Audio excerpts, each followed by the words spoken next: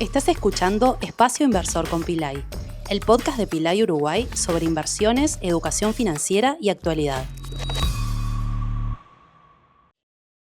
Buenos días a todos. Bueno, un placer estar acá con tus amigos, Carlos y Carlos, en este caso. Y me gustaría que digan quiénes son ustedes. Bárbaro.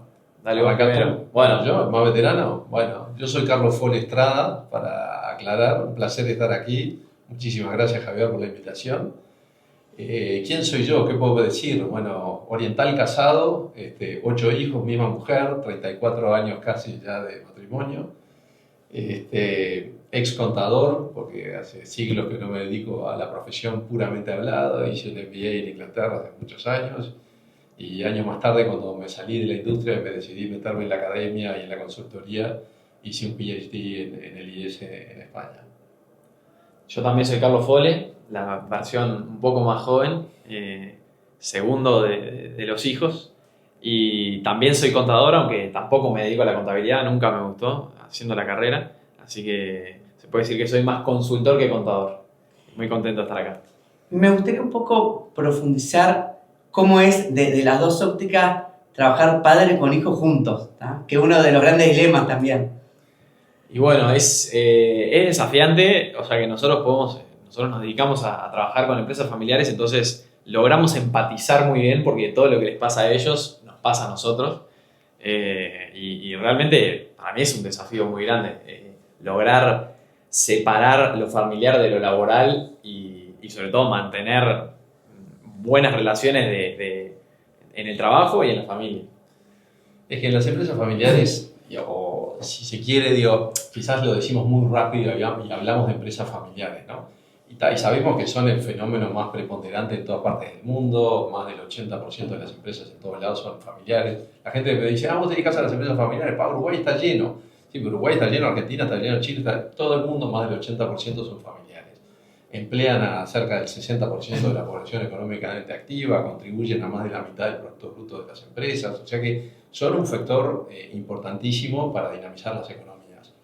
Entonces, a mí me gusta hablar más que de empresas familiares, me gusta hablar de familias que tienen empresas, familias empresarias. Entonces, cuando lo encaramos desde ese punto de vista, ya ponemos el punto principal arriba de la I, que es familia. O sea, primero que nada tenemos que tener familia. Tenemos que trabajar la familia, porque es un trabajo como cualquier otro. O sea, si uno no cuida sus vínculos, inevitablemente los vínculos se deterioran. Si además resulta que tenés empresa, tenés otro motivo para vincularte y es fundamental lograr que esos vínculos estén aceitados. Entonces, generalmente cuando nos metemos a trabajar con empresas de familia o familias empresarias, tratamos de entender primero qué está pasando con los vínculos, particularmente, digamos, vínculos a nivel laboral, luego vínculos a nivel de gobernanza y obviamente vínculos a nivel de la propiedad. Y obviamente la intensidad de esos vínculos puede ser distinta en función de cada uno de esos estadios, que a veces, o muchas veces, se combinan. Entonces están los tres al mismo tiempo. Entonces el gran desafío es cómo separamos lo que es familia de lo que es empresa.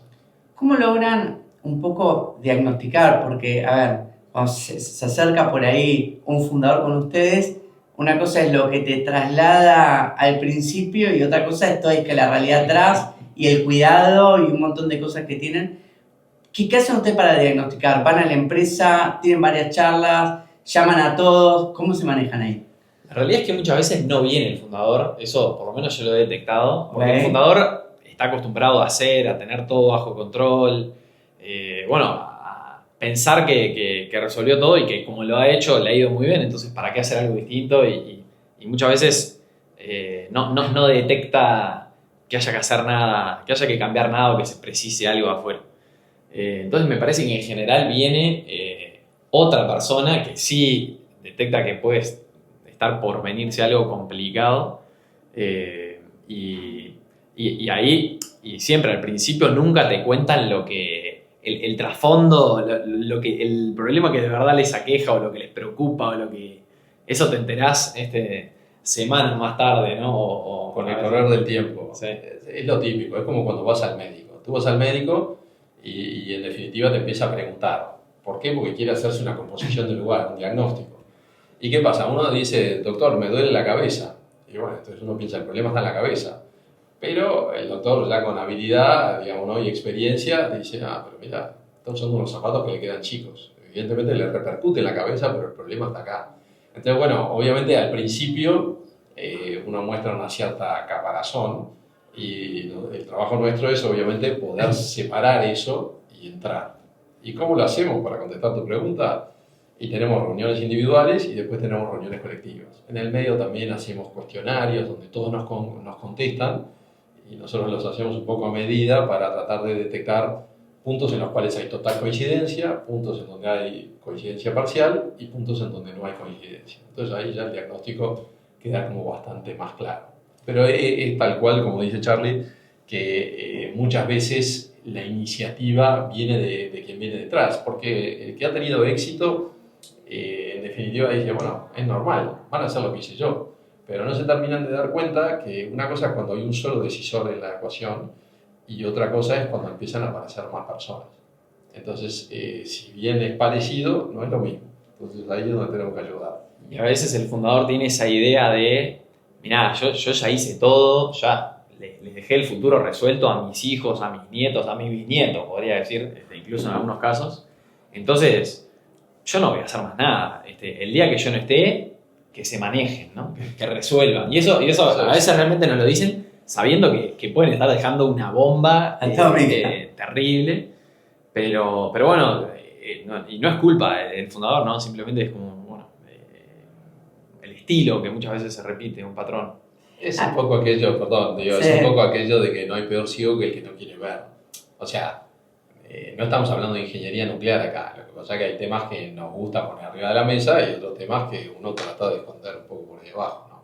Porque a veces uno empieza a tirar de esa piola y empiezan a aparecer, llamémosle, miserias humanas, que todos las tenemos y que lógicamente nos cuesta decirlos y particularmente a un extraño. Entonces, por eso es tan importante para lograr ese diagnóstico adecuado que podamos establecer una relación de confianza donde la gente se sienta cómoda contándonos cosas.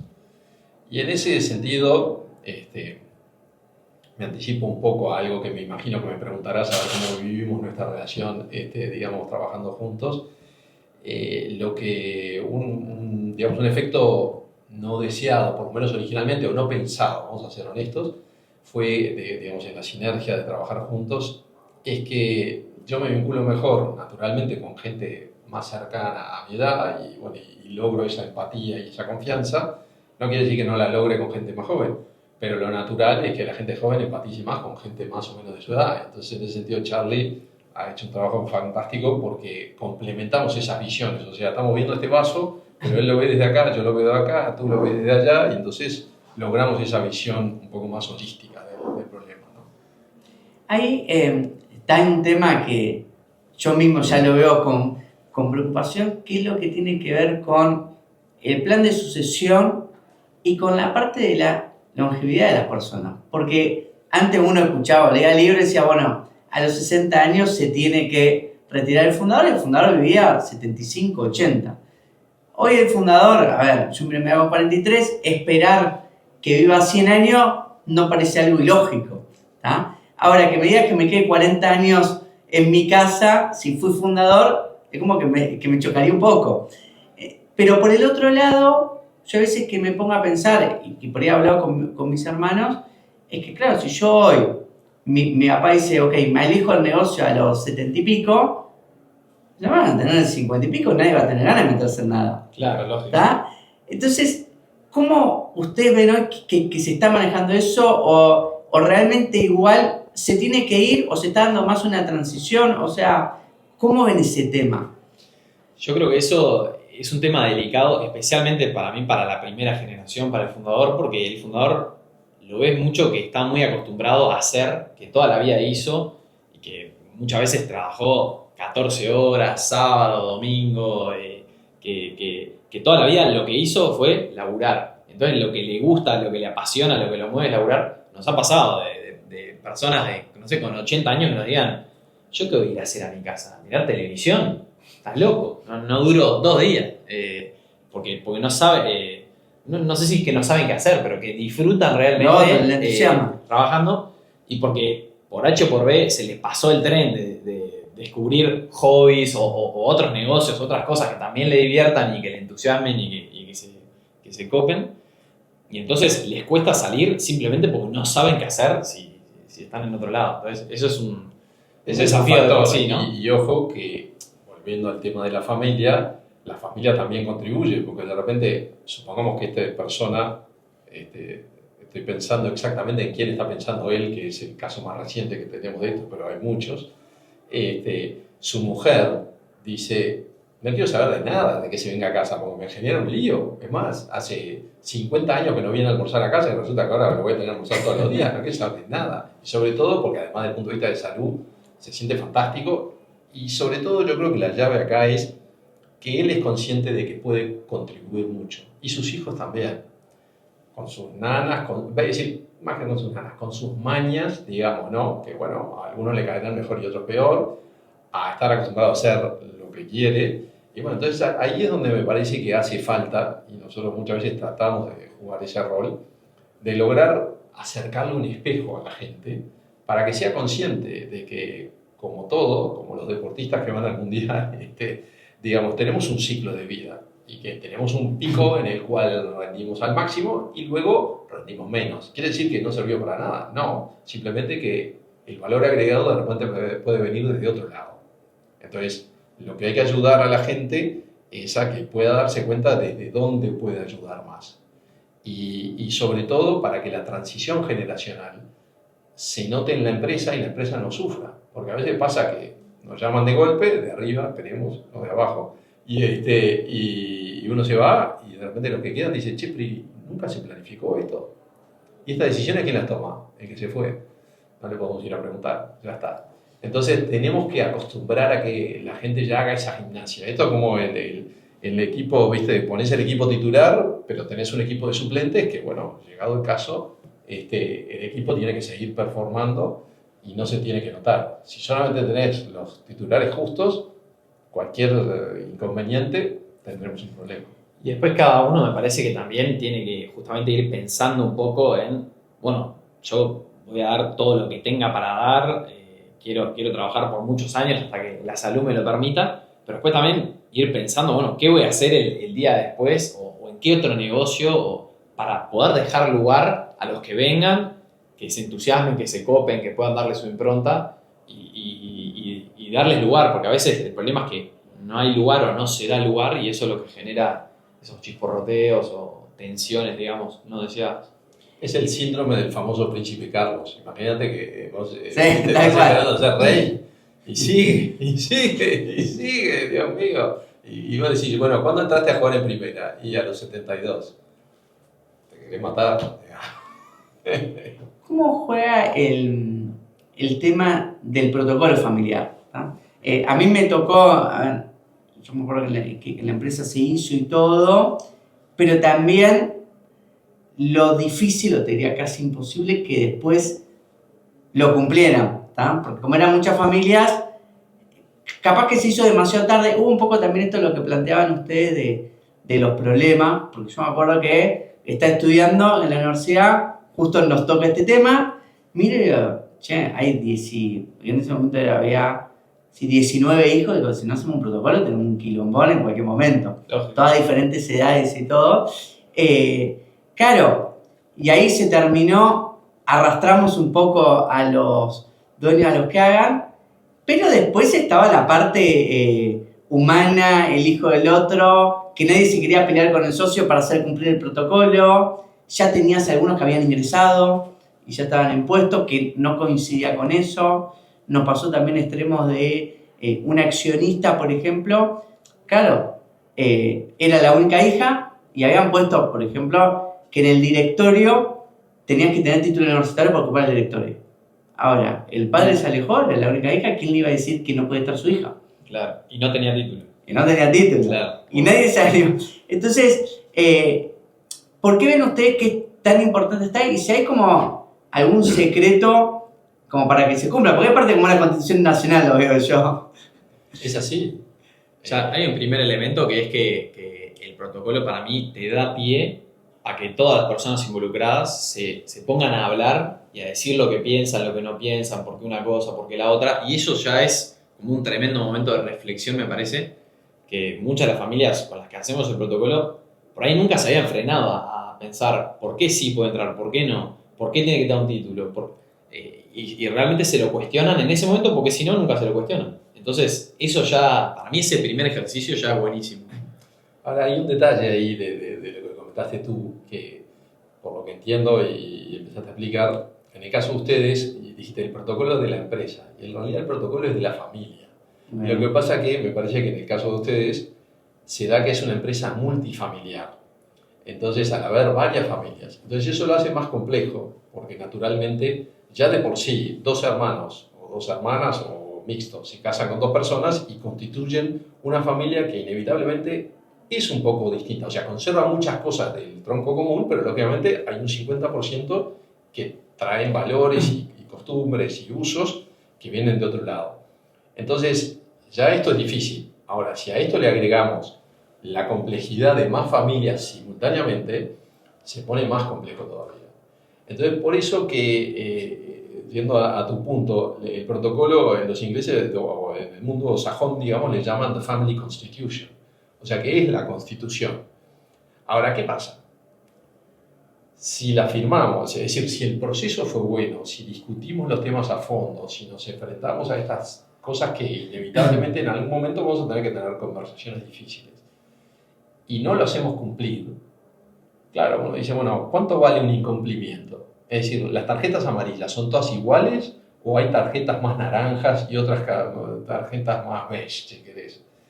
Entonces es complejo, porque una vez que ya cruzaste esa barrera, después ya abriste el juego para que se siga perforando. Y entonces ya deja de tener valor como instrumento.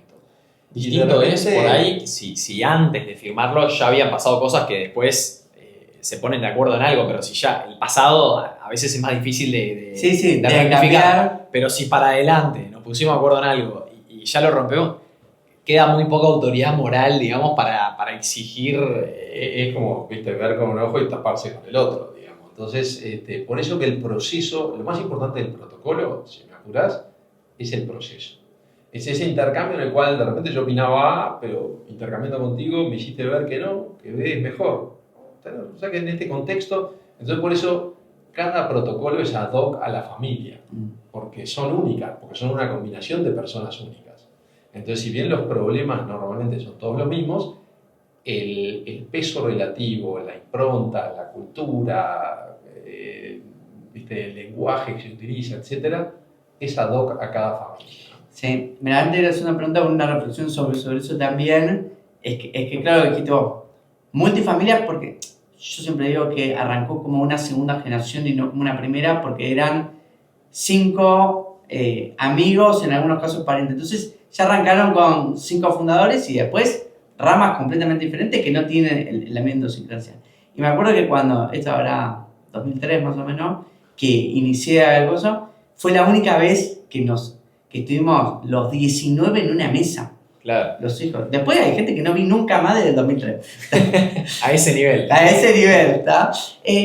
Hay otro tema también que preocupa a muchos y que quería entender también qué sucede hoy en Uruguay en las empresas familiares, que es el ingreso de no familiares, ¿está? Porque hay como 2 teorías. Hay gente que te dice el no familiar no tiene que entrar, ¿está? Y hay otros que le ponen sí, el ok que entre, ¿tá? Entonces, ¿qué pasa hoy en las empresas familiares uruguayas en ese sentido? ¿Son muy de que entre el familiar y cerrar la puerta del otro o son más abiertas?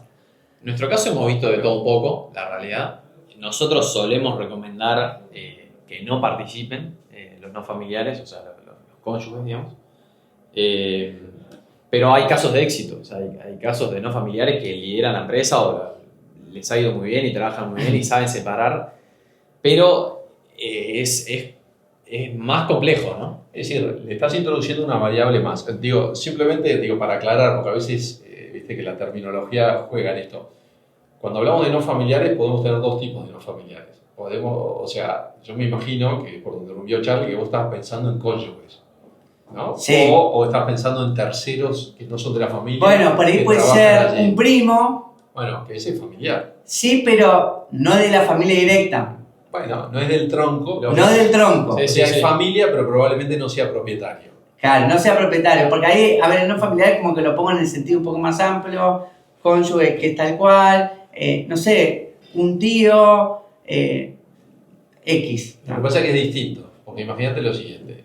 Vos tenés un no familiar que no es nada, y es como toda la gente que tú te estás trabajando aquí, que no son de la familia, o sea, de ninguna de estas familias, y son colaboradores profesionales que se abocan a su trabajo y ayudan a sacar adelante la empresa. Un capítulo. Pero después tenés estos familiares. Entonces, ¿qué pasa? A veces el tema es el proceso de ingreso. Lo pusiste ahí para hacerle una gauchada, lo pusiste ahí porque había una necesidad real, pero te preguntaste si las calificaciones y las competencias que tenía esa persona encajaban con lo que necesitabas en la empresa, o dijiste, este es de confianza, de la familia, lo pongo. Entonces, eso normalmente puede traer problemas después, o normalmente trae problemas después. Porque la pregunta ahí es, ¿quién va a evaluar el desempeño de esa persona? Entonces, si tenemos un protocolo, por ejemplo, con una manera de evaluar el desempeño de todos los que están vinculados a la familia, al igual que para los que no son de la familia, bueno, al final la regla es bastante rasa para todos. Vos me dirás, pero nunca vas a evaluar un hijo Bueno, es más difícil, pero tenemos que buscar quién lo puede evaluar. Porque, claro, capaz que el padre ve al hijo como la última maravilla. Y como todos, tenemos nuestras virtudes y tenemos nuestros defectos. Pero el tema es cómo trabajamos para superarlos, cómo hacemos para llevar el asunto al siguiente nivel. Entonces pueden tener mucha camiseta, pero de repente no tienen las habilidades. Y lo que estamos buscando es que la empresa perdure en el tiempo, porque le dan empleo a muchísimas familias que no son de la familia, contribuyen a ese desarrollo y de repente, por poner a la persona equivocada y por no evaluarla para no generar rispideces, de repente nos ponemos la empresa de sombrero. Vos sabés que yo un poco, es como que ha venido, yo escuchando, por un lado, de mi padre, que era uno de los fundadores, se habían puesto todos los suyos de acuerdo de si se muere alguno, ninguna de las mujeres puede entrar al directorio. Okay. Así. Hemos escuchado de ese estilo. O sea, no estaba escrito, pero estaba hablado. Pasaron los años y todo. Yo en Uruguay compré acciones y todo. Entonces llegué a un punto que digo, con el capital accionario que yo tengo, debo tener 2 directores. Estoy yo y voy a agregar a mi mujer. Fue como claro, y cuando yo dije, entra tal persona, nadie en general, salvo que no sea idóneo, nadie se oponía a la elección de tibiamente me dijeron, bueno, Javier, pero por ahí puede haber algunas opciones, no sé qué. Y yo lo pensé desde el punto de vista de sucesión mía. Le digo, yo entiendo lo que ustedes me dicen, pero a mí mañana me sucede algo. Mi mujer tiene a su cargo una nena de 10, una de 8 y 2 nenas de 4. Y ella tiene que prevalecer el negocio. Entonces ella tiene que entender el negocio y ella tiene que empezar a participar dentro del directorio.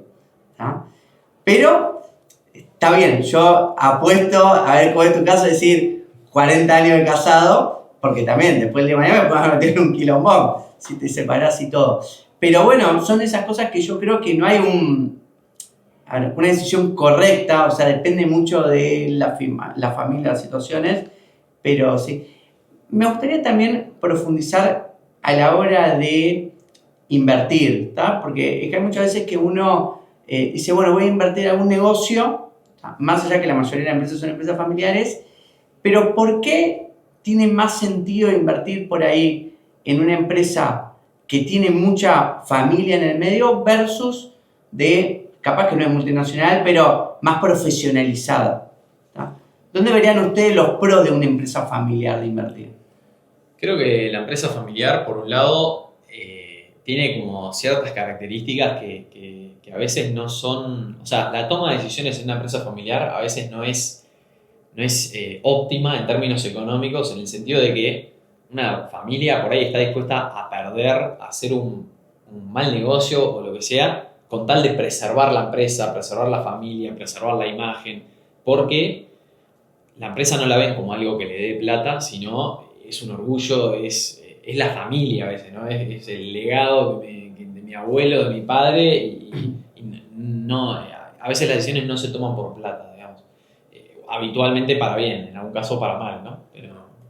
Sí, yo creo que ahí lo que pasa es que tenemos que adaptarlo un poco a la realidad latinoamericana, digamos, ¿no? O sea, si esta conversación la estuviéramos teniendo en Estados Unidos, uno dice, bueno, una de las maneras de crecer, y obviamente las necesidades de la familia crecen porque las familias crecen en sí mismas, es salgamos al mercado a levantar capital. Ahora, ¿qué ocurre? Una cosa es salir al mercado a levantar capital y entonces, obviamente, uno lo que tiene que vender es que hay un proyecto de negocio que se va a multiplicar, porque estos serán socios que se incorporarán típicamente en minoría, pero que se incorporarán. Entonces, tú les tenés que prometer un retorno, digamos, ¿no? Dividendos y o apreciación del valor de la acción. Entonces, ¿qué es lo que están buscando esta gente? Entonces, puede ser atractivo para una empresa familiar siempre y cuando tengas un mercado profundo en esos términos de bolsa, donde esta gente haga confianza en la familia. También está, si lo queremos llevar a un contexto más realista, más latinoamericano, está el mercado de deuda. Entonces uno dice, bueno, le presto a esta empresa familiar. Y normalmente yo creo que si uno puede detectar que hay profesionalismo en la gestión, por lo cual el proyecto empresarial tiende a crecer, lo que está esperando esta gente es obviamente que le paguen el interés y que el capital vuelva cuando tiene los plazos que tiene que volver. Y normalmente si la familia está muy invertida en eso, tanto emocional como patrimonialmente, bueno, uno tendería a pensar que, bueno, que esta gente va a cumplir con su palabra y va a cumplir con sus obligaciones. Entonces, interpretarse a una empresa que de repente puede estar muy auditada, pero ya hemos visto tantas cosas, y bueno, y de repente otra que dé la misma sensación de seriedad, etcétera, bueno, de repente esto es algo bueno.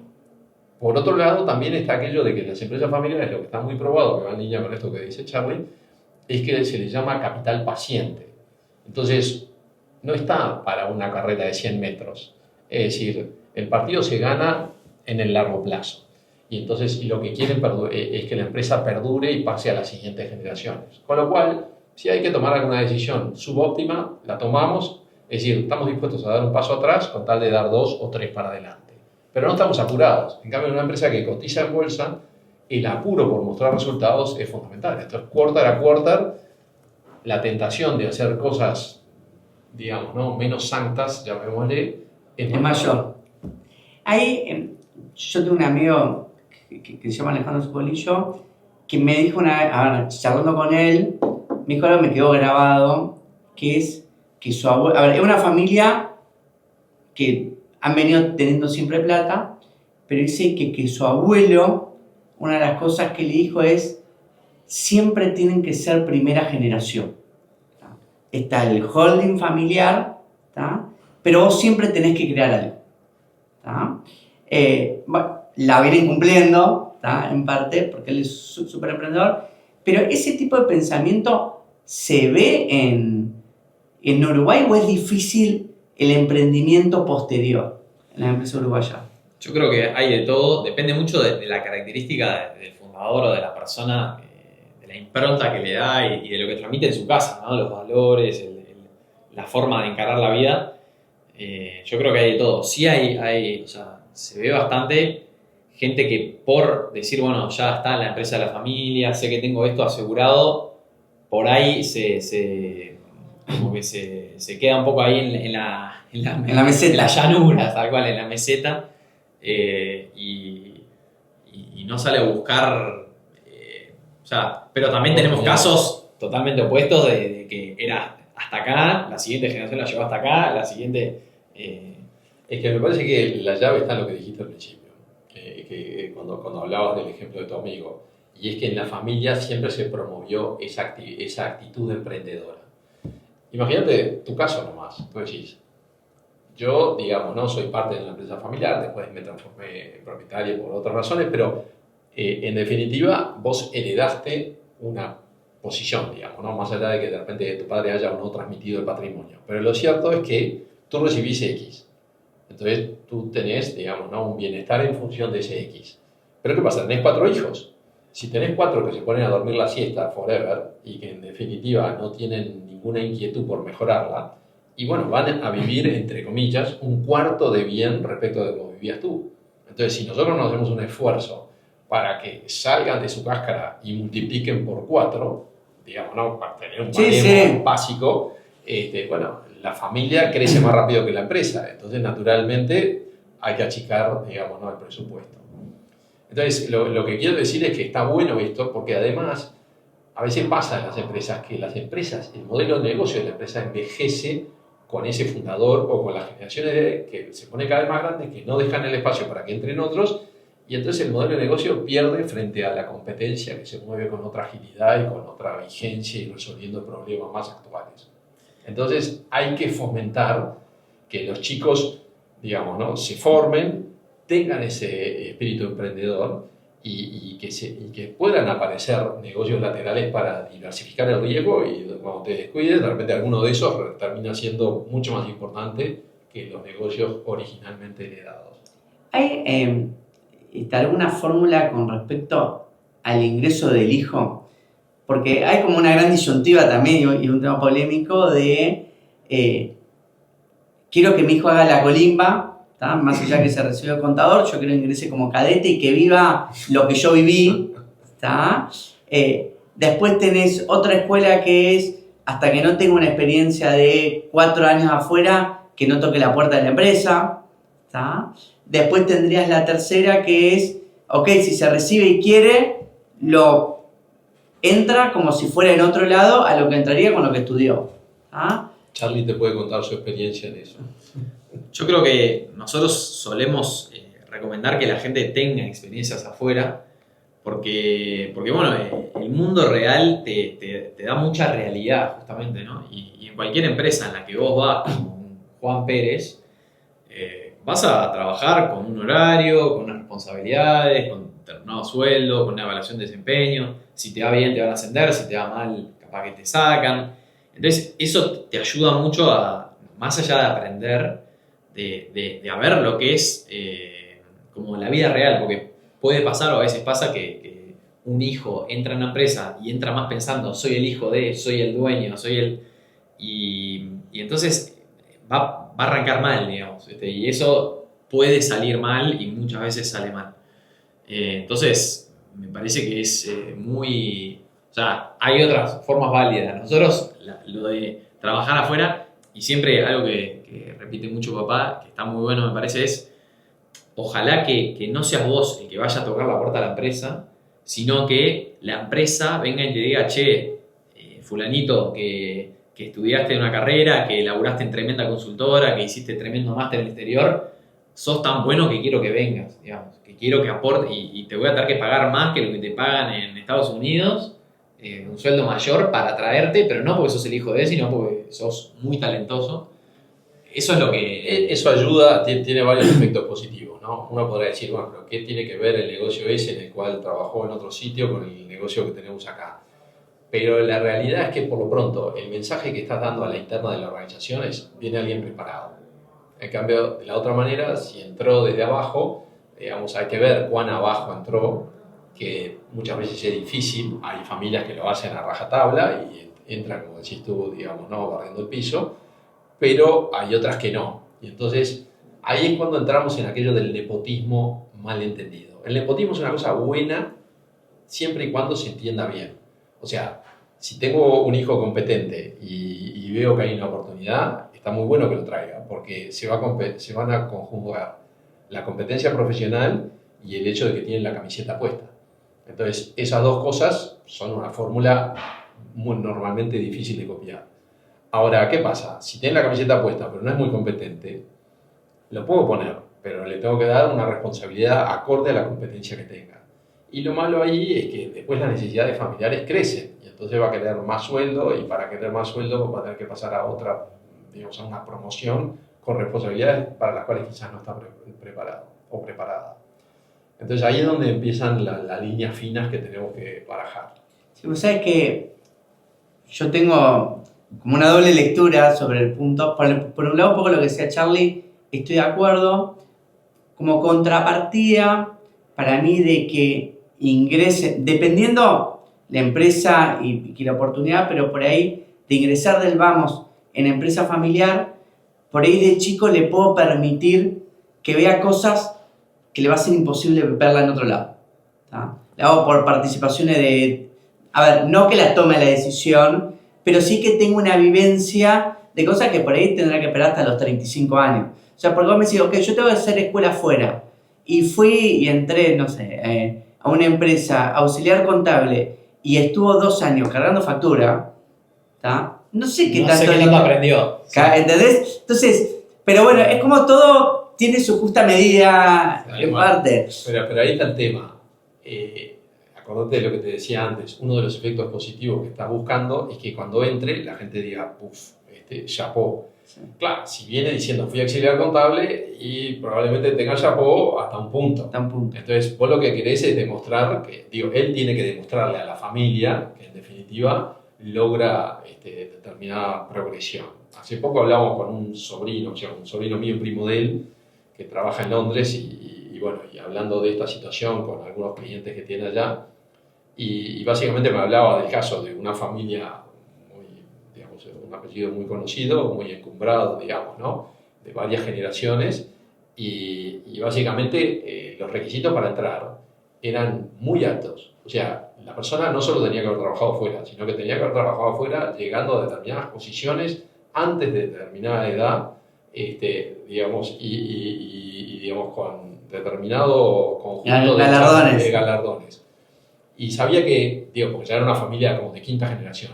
Entonces, claro, eran un montón de candidatos y no había espacio para todos, con lo cual solo entran los que cumplen con todo.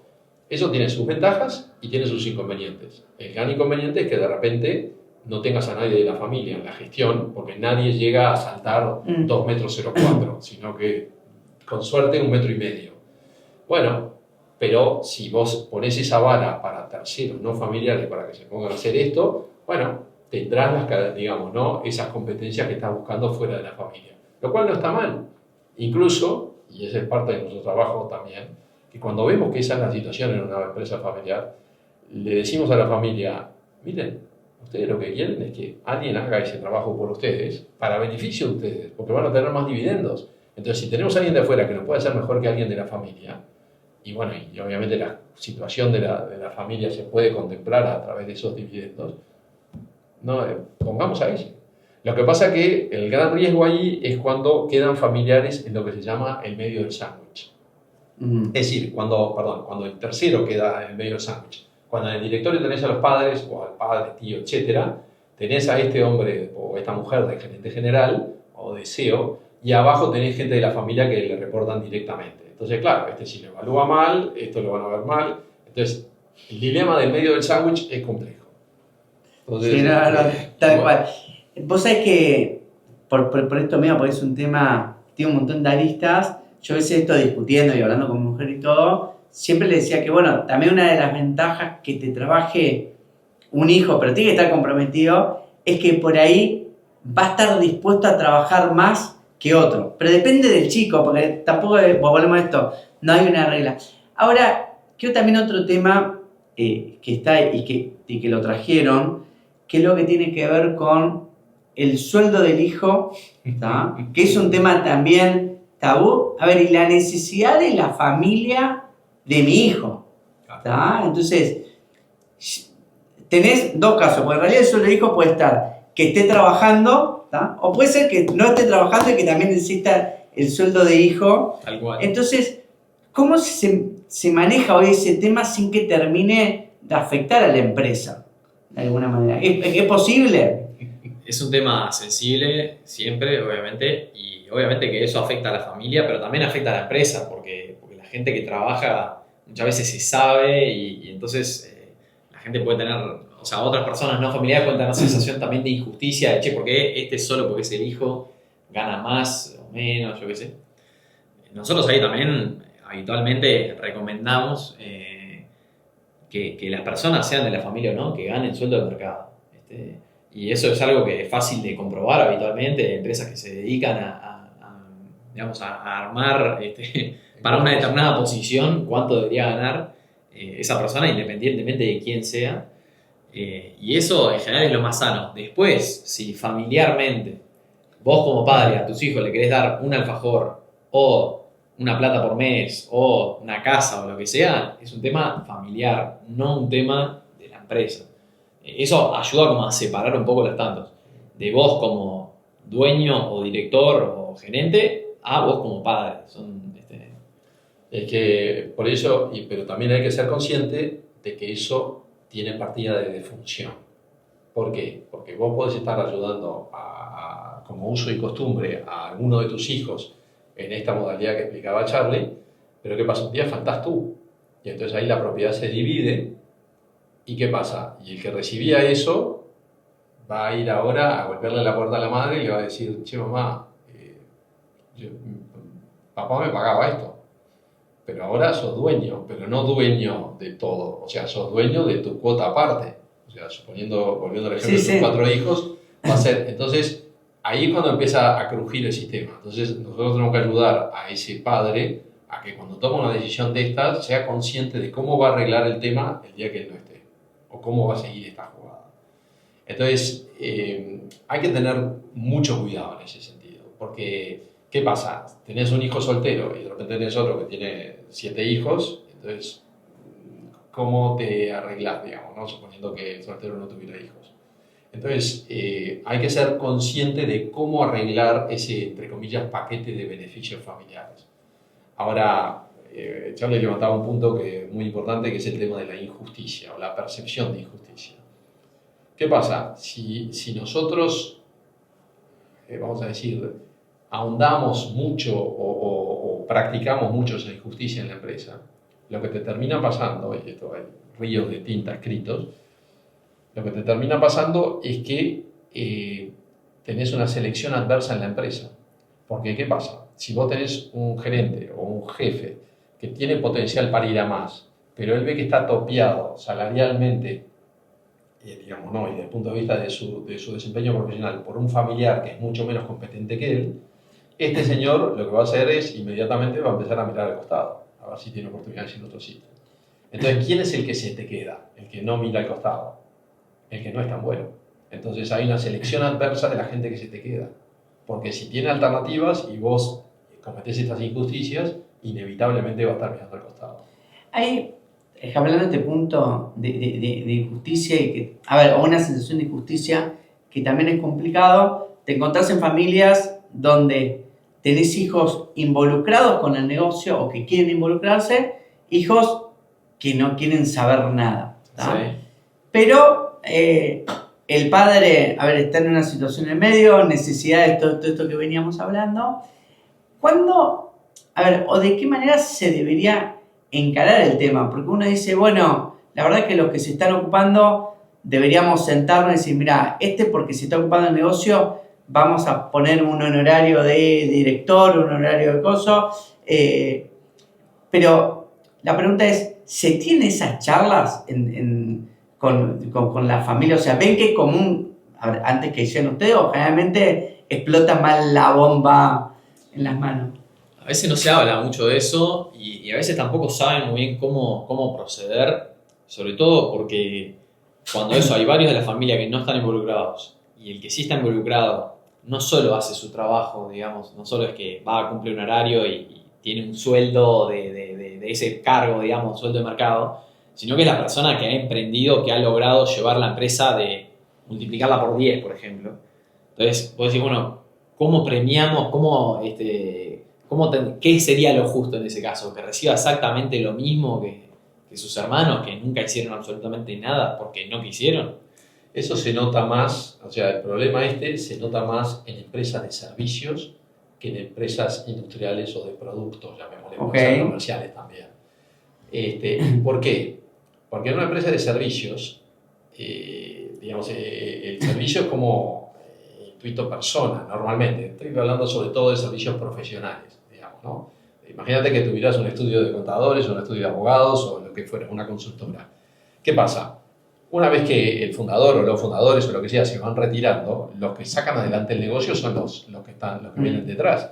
Entonces, ¿qué pasa si hay una hermana o un hermano que no participa allí, que no está metido en eso, pero pretende heredar a su padre o a su madre, depende de quién haya sido la que armó esta empresa, en la misma proporción que los otros? Claro, el que está sacándolo adelante dice, pero pará, esto está funcionando gracias a mí.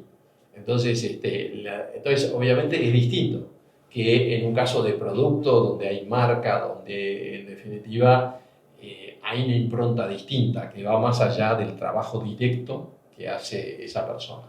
Y sobre todo también si es una empresa que un familiar la llevó adelante, uno de los hermanos, durante 20 años, pero la empresa era de este tamaño y después de 20 años sigue siendo lo mismo, y mirá, si hubiéramos puesto a un Juan Pérez, capaz que hasta lo hacía mejor, o igual que vos, simplemente no le aportaste, la mantuviste, que está muy bien, pero otra cosa distinta es cuando realmente la tomaste como propia y le sí, le hiciste crecer. Entonces, sí, imagínate el caso de tu amigo, el que comentabas hoy, probablemente en la conversación que tenga con su padre, me imagino que la participación que él tiene del patrimonio que él ayudó a construir es asimétrico respecto al de sus hermanos. Porque de repente, es decir, el patrimonio familiar creció en gran medida gracias a la impronta que le puso este. Por eso, vuelvo al punto original, que es tan importante fomentar eso. Porque al final eso es bueno para la familia. Porque vos podrás tener un pedacito chico, pero tenés un pedacito chico de una torta mucho más grande. Que de la otra manera, de repente, con suerte, en este caso, tenés un pedacito chico de una torta que se mantuvo igual. Entonces volvemos al ejemplo de los 4 hijos. Se ve en Uruguay mucho la confusión de confundir la caja de la empresa con la caja familiar. Y sí, la verdad que sí. Es bastante Sobre todo habitual. empresas de primera generación, sin duda. Tal cual. Que tampoco es, vamos a decir, es desprolijo, puede llevar a confusión y a errores que al final terminen afectando a las dos partes, pero también es bastante entendible, digamos, porque hay que ver cómo nacieron esas empresas. Que normalmente nacieron en la cocina de la casa, entonces, bueno, era un poco bolsillo derecho, bolsillo izquierdo. O sea que llega a un determinado momento que ya no es sostenible. ¿Ustedes cuál consideran que es el mayor error que se comete al no planificar la sucesión? O sea, ¿qué consecuencia grave trae eso en el fondo? Porque yo sé que lo trajimos al principio, pero también hay algunas cosas que yo me pongo a pensar y digo, bueno, ok, ¿cuándo me tengo que sentar a planificar la sucesión? O sea, ¿entendés que vos vas preparando gente bajo tuyo, una entidad de puesto, etcétera, ¿verdad? Yo una vez dije, agarré a todos los mandos medio de la compañía y le dije, miren, este es el plan SOS. Ustedes me tienen que tener a alguien en el caso que ustedes mañana los pisa un auto, quedan en CTI, SOS, ¿quién va a reemplazar esto? ¿Tá? Pero, claro, es una sensación difícil de sentarse, o sea, realmente eso necesita ayuda de un profesional en el medio. Hay un timing, o sea, un tiempo que decir, che, a ver, como cuando uno dice para la jubilación arrancar a los 40 porque después es tarde, en esto hay un momento ideal. Esto como, ¿cuál es el momento ideal para plantar un árbol? ¿Viste? Sí. Te dicen, no, hace 20 años, para tener la sombra ahora. No, lo peor que te puede pasar me parece que para cualquier familia que tiene una empresa, que me parece que todos en general lo que más privilegian es la familia, ¿no? O sea, el estar en familia, el estar unidos, y lo peor que te puede pasar es que por culpa de la empresa la familia termine dividida, como lamentablemente tenemos muchos casos, porque nos llega gente previsora que está pensando, porque dentro de 20 años, dentro de 10 años puede pasar algo, entonces quiero ordenar todo y dejar todo como bien previsto. Y hay gente que no, que ya nos llega con la historia para atrás y que ya se rompió todo, digamos, y a tratar de arreglar. Entonces, para mí eso es lo peor que te puede pasar, que es terrible, digamos, ¿no? Que la familia se rompa por esto. Sí, yo creo que la respuesta corta es ayer mejor que mañana, digamos, ¿no? Sobre todo porque hay una realidad, no sabemos cuándo nos vamos a ir para el otro lado. Sí. Entonces, te quiere decir que ya no es una cuestión de si tenés 30, 40, 50 o 60. Al final, el tema es, como decís tú, tener un plan B o un plan SOS y luego, de repente, ese plan, conforme pasa el tiempo, acontecen otras cosas y de repente se modifica. Pero por lo menos tenés un plan. El gran problema es no tener el plan. Hay una frase muy conocida que te dice que el abuelo la construye, el padre la administra y el nieto el que la funde. Si uno mira estadística a nivel mundial, te da que la mayoría pasa eso. En Uruguay también esto se replica, ¿ustedes lo ven tan parecido a este punto? La verdad que sí, o sea, se ve bastante, pero porque tiene sentido, ¿no? Porque cuando vos ya llegas a la tercera generación, los socios son primos, que muchas veces tienen mayor o menor conocimiento entre sí, cercanía y forma de pensar y forma de ver el mundo, y también en edad y en necesidades familiares y en un montón de cosas.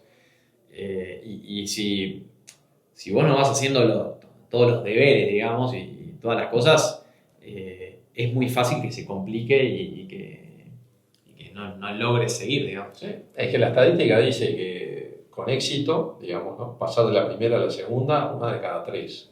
Con éxito pasar de la segunda generación a la tercera, 15%.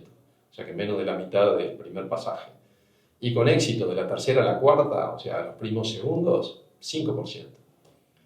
Yo en clase normalmente en el IEM lo que hago es preguntar, digo, a ver, cuando hacemos programas específicos sobre esta temática, y le digo, a ver, ¿cuántos de ustedes conocen a sus hermanos? Normalmente todo el mundo me levanta la mano. ¿Cuántos de ustedes conocen a sus primos hermanos? Normalmente todo el mundo me levanta la mano. Y le pregunto, ¿y cuántos de ustedes conocen a todos sus primos segundos? Y yo te diría que más de la mitad de la clase no me levanta la mano. Y estoy seguro que nos ponemos a pensar nosotros y, sí, tú sabes, mira, es el hijo de fulano, la hija de fulano, pero ¿tuviste interacción? ¿Lo conoces? No. Entonces imagínate que termines socio de una persona así. Si no trabajás esa sociedad, ese afecto, esa relación familiar, es más difícil todavía que asociarte con un amigo o con alguien que conoces de toda la vida porque tuviste esa interacción y de repente acá sí tenés un vínculo sanguíneo, pero que si no lo trabajaste se va debilitando. Entonces, por eso que es importante el trabajo en la familia, para que volvamos a lo que decíamos antes, si no tenemos familia, difícilmente tengamos empresa, porque terminaremos peleados y esas cicatrices pasan factura. Después hay como una disyuntiva del caso por ahí de algunos padres que ninguno de sus hijos se quiere ocupar, entonces dice, preparo a esa generación posterior a que sean accionistas o la vendo. ¿Tá? En general un poco, a ver, ¿se puede preparar realmente a alguien como accionista que no quiere saber nada de la empresa? Esa es como la primera gran duda. Y la segunda es si es más recomendable ir por una opción, bueno, mirá, si no hay nadie que está, es preferible por ahí vender, tener el capital ahí, que bueno, siga y que la suerte es la familia. Yo lo pondría en ladrillos. Sí, ahí es un gran depende, ¿no? O sea, depende de muchas cosas. Sí se puede ser accionista pasivo, digamos, sin trabajar, sin estar en el directorio. Y de hecho hay muchas personas que estas familias de tercera, cuarta generación son accionistas pasivos. Y también hay casos acá en Uruguay de familias que ninguno está trabajando, ninguno está en la gestión y la empresa le va muy bien. Porque eso en el mundo también, ¿no? O sea, es lo más normal. Obviamente hay que prepararlo muy bien. ¿Cuál es la mejor opción? Y sería un depende. Yo creo que depende de la familia, de cómo está, de qué quieren hacer. Pero imagínate lo siguiente. Yo voy a seguir con tu propio ejemplo. Viste que yo trato de no, en el tuyo. Pero lo que tú hiciste cuando propusiste que tu mujer ocupara la segunda banca del directorio, digamos, ¿no? El segundo lugar, estás haciendo precisamente esto. Porque imagínate que de tus 4 hijas, ellas no quieran involucrarse laboralmente con la empresa, pero supone que la empresa sigue andando muy bien y mejor todavía. Tu mujer, en definitiva, es la que está cuidando, es el ojo del amo que le está poniendo cuidado al ganado. De repente el CEO o el gerente general termina siendo otro, pero ella está en el directorio activamente vigilando porque ese patrimonio se continúe multiplicando. Y tus 4 hijas de repente se dedican a una le gusta la danza profesional, otra quiere ser jugadora de fútbol y otra quiere ser, yo qué sé, cualquier cosa. Digamos, ¿no? Si quiere vivir al exterior o lo que fuera. Y entonces no hay ningún problema, siempre y cuando haya alguien que esté, digamos, ¿no? Poniéndole el ojo. Entonces, uno podría decir, bueno, la solución fácil y rápida, sí, vender, apretar botones, pero de repente no es el momento para vender. De repente hay oportunidades de crecimiento porque se vienen una cantidad de cosas. ¿Por qué me voy a salir si tengo a alguien que puede estarlo vigilando, que puede... Y de repente si alguien incluso puede ser alguien de tu confianza que no sea de la familia, pero que representa tus intereses en el directorio. O sea que por eso el depende de Charlie es bastante amplio, ¿no? Después, otro punto es aconsejable, porque a ver, generalmente uno se encuentra que el fundador muchas veces es más propicio a reinvertir y que crezca el negocio. Pero es también aconsejable, o sea, cuando uno se pone del otro lado o complica más las cosas, que se amplíe, o sea, que existan otras inversiones para afuera, para lo que tiene que ver la armonía familiar y pensando en una segunda y en una tercera. Eso... Ya sé, te estoy dando muchas depende, pero... No, es interesante. Hay que ver. Por un lado, vemos mucho que las empresas familiares tienden a evitar la deuda. Digamos, no les gusta, son aversos al riesgo, no les gusta tomar crédito, entonces muchas veces se financian con el capital propio, o sea, reinvierten mucho, o sea, están muy acostumbrados a reinvertir, lo que a veces tiene un riesgo, porque reinvierten todo en un solo lugar y bueno, donde haya un año mal o vaya mal, no hay mucha otra, entonces no hay mucha otra alternativa, entonces en ese sentido diversificar me parece que está bueno, que es algo que digamos, la doctrina, ¿no? La teoría lleva a eso, por eso existen tantos family office, digamos, que en el fondo son las ganancias de la empresa que se empiezan a redistribuir en inversiones de distinto tipo, ¿no? Acá no tenemos tantos family office en Uruguay, pero es algo mundialmente muy común, entonces digo, es por ahí, ¿no? Sí, yo creo que tiene sentido y en el fondo capaz que esto ayuda a visualizarlo mejor. Así como tenemos una estrategia, tenemos que tener una estrategia familiar vinculada al trabajo en la empresa familiar, que se desprende de ese protocolo, quién entra, quién no, con qué condiciones, cómo se le paga, etcétera. O sea que estás definiendo la estrategia de gestión en la empresa. También la familia tiene que definir la estrategia de gobernanza, o sea, quién integra el directorio, etcétera. O sea que así como tenemos estrategia familiar, tenemos estrategia de gobernanza y después tenemos que tener una estrategia patrimonial. Entonces, en el fondo, si uno tiene armado cada uno de estos bloques, naturalmente piensa en estas alternativas de diversificar, incluso por un tema de riesgo, pero también de oportunidades. Muchas veces esos negocios, como el de tu amigo, terminan apareciendo porque uno empezó a armar una suerte de banquito familiar, digamos, separando esa plata. Es decir, típico, lo que pasa con el tema real estate. Muchas empresas digamos, o familias han hecho esto, empiezan a poner un edificio, después otro, después nos invitan a participar en un desarrollo, después no sé qué, cuando quieren acordar, dicen, pucha, pero ya tenemos tanto conocimiento de esto que vale la pena seguir, y se arma una segunda unidad de negocios. O sea que, pero lo mismo puede pasar en términos de, ¿viste? Tengo alguno que es experto en banca de inversión y entonces empieza a ver y ve oportunidades de comprar empresas, o sea que en el fondo la estrategia patrimonial de la familia es un tema en sí mismo, separado de lo que tiene que ver la gestión y la gobernanza de la empresa. Este es otro tema también complejo, o sea, ¿qué termina haciendo más o menos daño en este sentido? Hay una frase que dice que, la voy a suavizar un poco, que es preferible atajar locos, ¿tá?, que arrastrar a alguien pasivo, muy pasivo, ¿tá?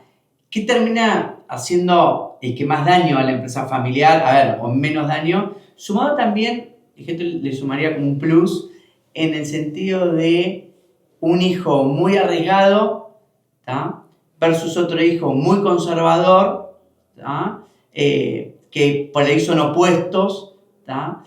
¿Cómo termina frenando? O sea, ¿cuál termina frenando a quién o qué termina haciendo más daño si realmente termina haciendo más daño?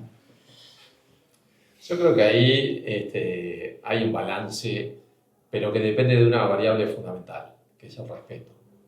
Es decir, si tenés uno que es más proclive al riesgo y uno más averso al riesgo, suponiendo que fueran dos, sí, en el fondo, digo, si los dos saben que estas son sus posiciones, no se trata de que se atrincheren en sus posiciones, sino que puedan discutir con criterio y que eventualmente, si no se ponen de acuerdo, tengan algo o un mecanismo o alguien que les ayude a dilucidar, alguien que las dos personas respeten. Por eso que la palabra clave acá es el respeto y, además del respeto, un mecanismo de toma de decisiones.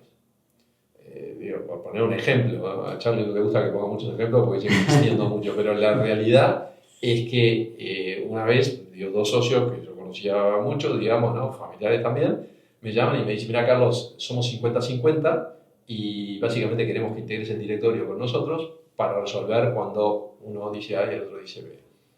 Y bueno, y ahí empecé, ¿no? Yo los conocía socialmente, no empresarialmente. Y la realidad es que me terminó pasando que yo preparaba el orden del día de los temas que íbamos a tocar en el directorio, las decisiones que íbamos a tener que tomar, los llamaba separadamente unos días antes para ver su posición sobre los temas. Entonces, imagínate que ustedes dos fueran hermanos, te preguntaba a ti y me decía sobre el tema 1, A. Y yo te decía, ¿por qué, Javier? Me explicabas. Me preguntaba a él, che, sobre el tema 1, ¿qué opinás? A. Y le decía, ¿y por qué? Y me explicaba. Llegábamos a la reunión, ponía el tema 1 arriba de la mesa, vos me decías A, y yo te decía, ¿y por qué, Javier? Me lo explicabas. Le preguntaba a él y le decía B. Ah, mira, yo ponía cara de póker, le decía, che, B, ¿por qué? Y me lo explicaba. Entonces yo tenía que volcar la balanza hacia un lado y hacia el otro. Pero ¿qué pasa? Cuando me lo hizo la segunda y la tercera vez, dije, acá hay gato encerrado. Entonces empecé a hacer el orden al revés. Le preguntaba aleatoriamente a uno primero y al otro después. Y él siempre me terminaba cambiando la posición para quedar enfrentado. Entonces un día lo separo y le digo, obviamente sin el otro delante, y le digo, che, loco, ¿qué pasa? ¿Vos querés que yo me gane el trabajo? Sí, está bien. Y yo estoy tratando tengo que decidir porque vos te pones enfrente a tu hermano. ¿Por qué? Me dice, no, Carlos, no, es porque lo pensé mejor, ¿viste? Y me doy cuenta de esto. A la segunda vez que me lo hizo, le digo, vos, loco, contame qué es lo que está pasando de verdad porque, digo, te quiero ayudar. Y me dice, bueno, ¿querés que te diga la verdad? Cuando éramos chicos, mira, a mi hermano, como era el hermano más grande, le regalaban los Matchbox, le regalaban en su cumpleaños los Matchbox, que son esos autitos de colección, como los Hot Wheels, le regalaban los escala 1.32, los grandes. En cambio a mí, como era el hermanito chico, siempre me regalaban los 1.48, los más chiquitos, con lo cual a mi hermano lo tengo acá. Loco, tenemos una empresa funcionando bárbaro, la familia, está todo bien, y vos me venís con el tema de hace 40 años, con el tema de los Matchbox. Y le digo, bueno, ¿sabes qué? Mira, yo conozco de Matchbox. ¿Qué colección querés? ¿La del 90? ¿La del 92? Yo te la consigo. El tipo piensa así y me dice, Carlos, ¿sabes qué pasa? No la quiero ahora. La quería en el 90. Digo, está. Ese 2 no me lo han dado. Eso lo puedo arreglar. Para hacer el tiempo. Como para cerrar, me gustaría un poco que den un consejo por ahí a las empresas familiares que, a ver, que son todas, porque todas arrancaron como empresas familiares, esa es que la realidad, se tendría que quedar un consejo a alguien que nos está escuchando sobre este tema y que por ahí se me vinieron un montón de preguntas en la cabeza. Yo le diría que aproveche a hablar con su familia, a tener charlas, a pensar, a poner los temas arriba de la mesa, que seguramente van a empezar a salir preguntas, diferentes opiniones, y que por lo menos sepa que hay muchas cosas eso para hablar, para resolver, para decidir, para consensuar. Sí, yo te diría varios de los temas que ya se han comentado, ¿no? Uno, el tema del respeto, fundamental.